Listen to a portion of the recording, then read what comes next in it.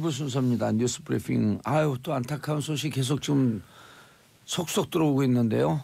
밀양 화재 속보죠. 병원 화재인데 네. 현재까지 연합뉴스 확인된 바에 따르면 13명 사망자.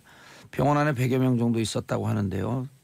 사망자가 점점 더 늘어날 것 같다는 지금 화재 진압 중인데요. 간단치가 않네요. 네, 오전 7시 30분경에 그 밀양시 가곡동에 위치한 세종병원 1층에서 불이 났는데요. 일단 소방당국은 9시 15분경에 큰 불길은 잡았다라고 발표를 했는데 지금 이 과정에서 지금 13명이 숨진 것으로 확인이 됐고 이게 계속 지금 늘어나고 있거든요. 그래서 뭐 더 이상 늘어나지 않았으면 좋겠는데 그래서 지금 중상만 해도 뭐 11분, 그다음에 경상을 입으신 분은 뭐 33분 뭐 이렇게 숫자가 나오고 있는데 뭐 지금도 구조 작업이 계속 이어지고 있대요. 그래서 숫자는 더 늘어날 가능성이. 잠불은 계속 진행 중인 건가요? 네네. 큰 불길만 잡았고 지금 잠불을 잡으면서 구조 작업도 같이 병행을 하고 있다고 합니다. 큰 불을 잡았어도 잠불이 계속 있으면은 결국에 병원에 어느 건물에 화재가 나면 질식사거든요. 네. 연기 때문에. 샵1035을 짧은 문자 오시면 긴 문자 100원. 0054님 제 고향 밀양에서 사고가 났네요. 더 많은 희생자분이 안 나오셨으면 합니다. 자, 구조대원분들 수고하고 계십니다 지금. 네네. 날도 추운데 영하 10도 이하죠 밀양도. 이 추운 날씨에 물과 함께 사투를 벌이고 있는 소방관 구조대원 여러분들 조금 더 힘내주시기 바라겠습니다. 사망자 그리고 희생자가 더 이상 안 나왔으면 하는 바람입니다. 네. 자, 들어가시죠. 네, 첫 번째 소식 전해드리겠습니다. 검찰이 이명박 전 대통령을 피의자 신분으로 전환했다고 오늘 아침에 MBC가 보도했습니다. 검찰이 이명박 전 대통령에 관한 의혹 가운데 구체적으로 혐의 내용을 입증할 수 있는 진술이나 근거를 확보했다고 하는데요.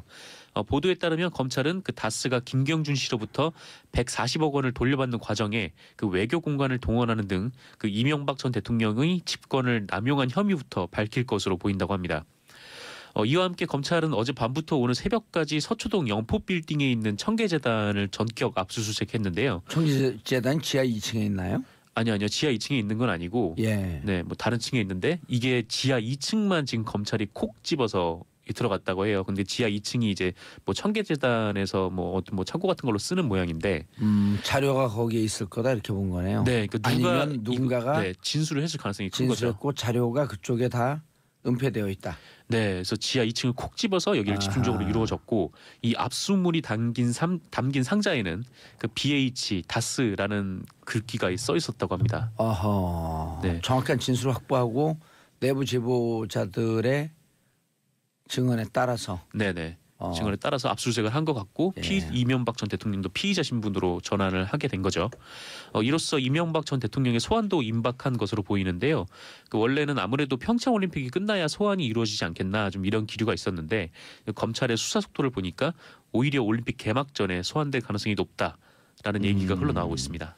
전체적으로 기자들의 예측은 일단 포토라인에 세우는 것, 즉 소환은 올림픽 전에 하고 네네. 그리고 그렇다고 해서 뭐 바로 구속영장을 청구하거나 이러진 않고 소환하고 조사한 뒤에 네네. 보통 이렇게 되면 이제 뭐 20시간도 너무 가까이 갈 수도 있을 정도의 장기 조사일 터인데 구속영장 청구 여부는 올림픽 이후에 하지 않겠냐. 네네. 왜냐하면 이 평화올림픽이나 이런 분위기 지금 좋은데 고춧가루 뿌리면 안 되거든요. 네, 뭐 아무래도 그렇죠. 뭐 뉴스의 눈과 귀가 거의 다 올림픽에 모아지는 시기이기도 그렇죠. 하고요. 올림픽의 모든 주제를 빨아들이면 블랙홀이 되는 텐데. 네, 그렇습니다. 이 다스 관련 보도도 쏟아지고 있는데요. MBC가 연이틀 다스 관련 녹취록 특종을 내보내고 있습니다.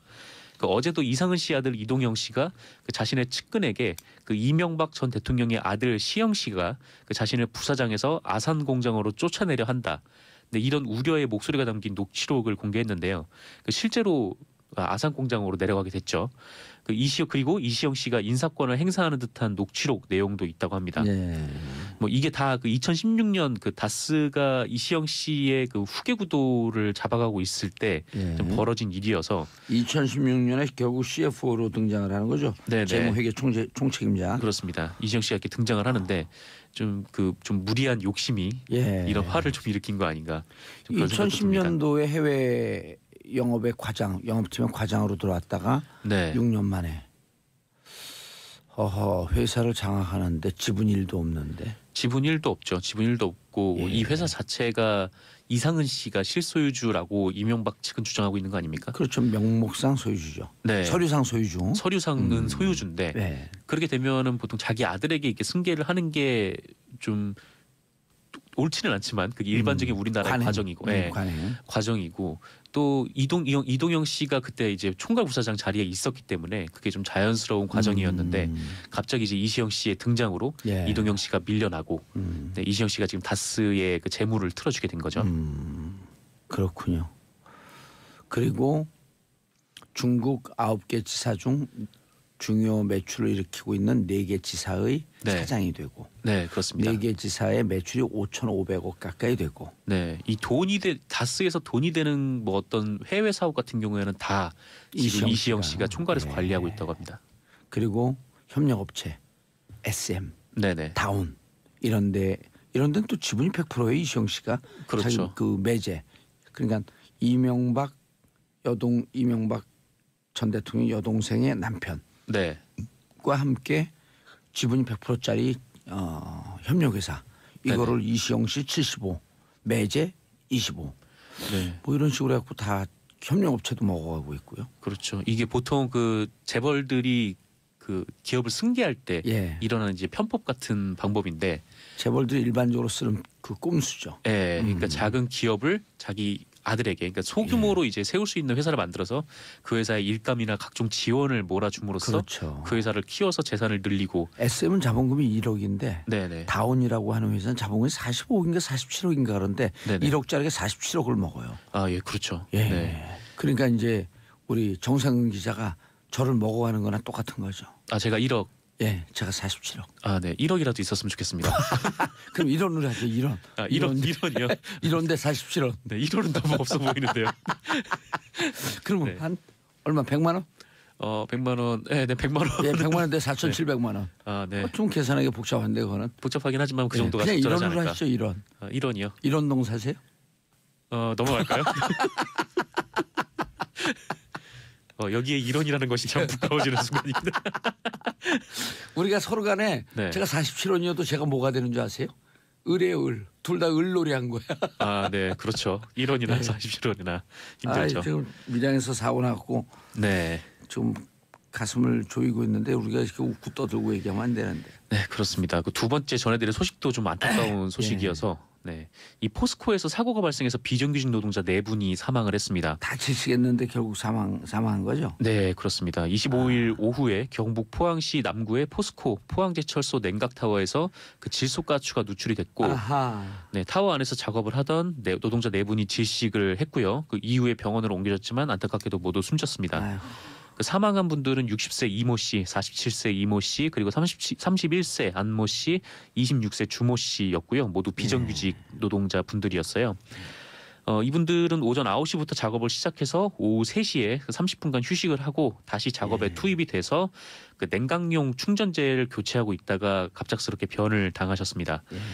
질소가 누출이 되면 공기 중에 산소량이 급격하게 떨어져서 질식이 이루어진다고 하는데요. 이 문제는 5년 전에도 비슷한 사고로 2분이 아하. 목숨을 잃었는데 이게 이런 사고가 또 벌어진 거죠. 이에 경찰은 안전관리가 제대로 이루어진 것인지 정확한 사고 경위를 조사를 하고 있다고 합니다. 여기서 또 하나 주목해 봐야 될 것은 요새 이런 위험한 일들에 비정규직 노동자분들이 계속 희생을 당하고 있다라는 점인데, 기업들이 자꾸 위험하고 어려운 일을 그 비정규직 혹은 외주업체를 써서 이렇게 아예 맡기고 있죠. 그래서 위험의 외주화라는 뭐 사회적 용어가 있는데, 이번 사고가 난 그 포스코만 해도 그 최근 5년 새에 일어났던 크고 작은 사고 7건 중에서 그 사고로 죽거나 다친 사람이 거의 대부분 외주업체 소속이었다고 합니다. 네, 그래서 좀 어렵고 힘든 일일수록 뭐 보상도 많고 고용이 좀 안정적이어야 할 텐데 좀 우리나라는 좀 그게 거꾸로 가는 것 같아서요. 네, 안타깝더라고요. 네. 진짜 이게 자신들의 그 수익 영리 활동은 권한이거든요. 돈을 버는 것은 권한 아니에요.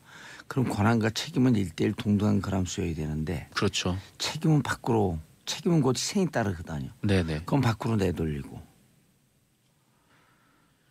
안타깝네요. 네, 정말 안타까운 사고입니다. 예. 다음 뉴스요. 네, 박근혜 전 대통령이 최순실에게 속은 것을 후회하며 그 최순실의 국정농단 행위를 아무도 보고하지 않았다 이런 한탄을 했다고 예. 유영하 변호사가 중앙일보와의 인터뷰에서 얘기를 했습니다. 경찰 그다음에 국정원, 민정수석 네, 이런 데에서 최순실 관련 보고를 하나도 안 했다는 거죠. 예. 그 문화체육관광부에서 그 정유라가 관련된 승마 얘기를 했다가 고위 공무원들이 그대로 나쁜 사람이란 평가를 듣고 내보내지지 않았습니까? 예. 이런 상황에서 네, 어떻게 이제 최순실을 보고를 했을 수가 있을까라는 생각이 좀 드는데 이 인터뷰에 따르면 유영하 변호사는 그 박근혜 전 대통령이 최순실 씨에게 속은 것을 뒤늦게 알고 크게 후회하고 있다. 네, 박근혜 전 대통령은 국정원, 경찰, 민정수석 등으로부터 최 씨에 대한 보고를 받은 적이 한 번도 없다. 왜 아무도 최 씨에 대해 보고가 없었는지 안타깝게 생각하고 있다라고 말했다고 합니다. 아니 최 씨가 거기까지 온 과정은 어떻게 왔는데요? 박근혜 근처까지 온 과정은 어떻게 왔는데요? 사실 왜 박근혜 대통령이 이렇게 얘기하죠? 누가 나한테 소개했는지 원망스럽다. 네, 누가 소개를 했다기보다는 그보다 더 훨씬 더 오래 전에 왜 최순실은 최태민의 딸로 태어났는지 원망스럽다. 그렇죠. 최태민 목사를 만나면서 이게 연이 된 거죠. 최태민 목사와 내가 왜 가까이 지내는지 원망스럽다. 그 얘기를 했으면 오히려 나는 왜 태어났는지 원망스럽다. 이렇게 되는 건 똑같은 거죠. 아니 그렇죠. 어떻게 박근혜 근처를 갔겠어요. 네. 갔는데 그걸 간 사람이 국정농단 한다고 그렇게 가까이 갔고 최측근인데 경찰, 국정원, 민정수석이 거기다 얘기했다 다 잘릴 텐데. 그렇죠. 네. 예를 들어 정상 기자가 여기서 밖에 있는 PD 욕해봐요 저한테. 그냥 가세요 집에. 그래요? 나는 PD가 내 오른팔이라고 생각합니다. 네, 안 되는 건가요? 아니 왼팔이에요 왼팔? 네. 또 다른 얘기들도 있었는데요. 예. 그 박근혜 전 대통령은 최 씨가 유영하는 이게 박근혜 대통령 얘기인지 진짜 맞아요? 이 인터뷰를 할 때 그 예. 유영하가 이렇게 주장을 했대요. 이제 자기는 이 박근혜 전 대통령한테 예. 미리 인터뷰 승낙을 받았다라고 얘기를 했다고 합니다. 그럼 그거 어떻게 확인하냐고요? 그거는 이제 확인할 길은 없죠. 근데 어쨌건 유영하는 그렇게 주장을 하고 있고 예. 유영하 발 가짜 뉴스 같은데? 뭐 가짜 뉴스일 수도 있죠. 예. 네, 자기 정치하는 거 아닐까요? 인터뷰이다 보니까요. 곧 국회의원 선거가 다가오니까. 가능할까요? 자기 정치 할 수도 있는데. 이번에 어디 지방선거 출마하는 거 아닐까 유영하 대변인? 유영하 대변인이 아니라 변호사? 네, 지방선거. 예. 네, 뭐 서울구치소 인근에 아니면 그쪽에 인천이니까 출마하시려나? 인천. 그 경기도. 화정. 예. 화정이니까 거기 뭐 구의원 이런 거 출마하지 않을까? 글쎄요. 근데 기초위원? 뭐 그건 잘 모르겠습니다만은. 그거 취재와 그런 거 취재와 기자가 그런 거 취재 안 하면 어떡해요? 유영하가 지방선거에 나가는 걸요? 네, 그렇군요. 자, 이상득 전 의원 휠체어 타고 방금 검찰 출석. 자, 콜록 성명을 내신 분도 곧 아플 예정입니다. 것 같습니다. 근데 참 이렇게 휠체어들 타고 많이 들어오시더라고요. 예. 검찰에 나올 때. 창조 경제예요. 네네. 예. 휠체어 경기를 살리기 위해서. 그렇죠. 휠체어도 경기를 살려야 되고 네. 또 미는 사람이 있을 거 아니에요. 일자리. 네. 고용 찬출. 고용 찬출. 네. 그렇군요. 네. 요거 둘이 밀면 전해드릴까요? 두 자석.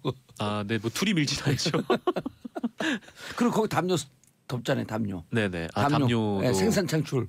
네, 그렇죠. 예, 돈이 되게 돌잖아요. 다양한. 돈이 돌잖아요. 소비. 네, 그렇군요. 병원에 가셨으니까 또 병원에서도. 그렇죠. 네. 병원. 요즘 병원 적자거든요. 예. 예. 근데 우리가 낸 세금으로 보험 쓰지 않았을까? 그런 거 취재해 오세요. 보험 썼는지 안 썼는지. 이상득 예. 의원이 쓰러졌을 때요. 예. 아마 급여 항목이 많지 않았을까요?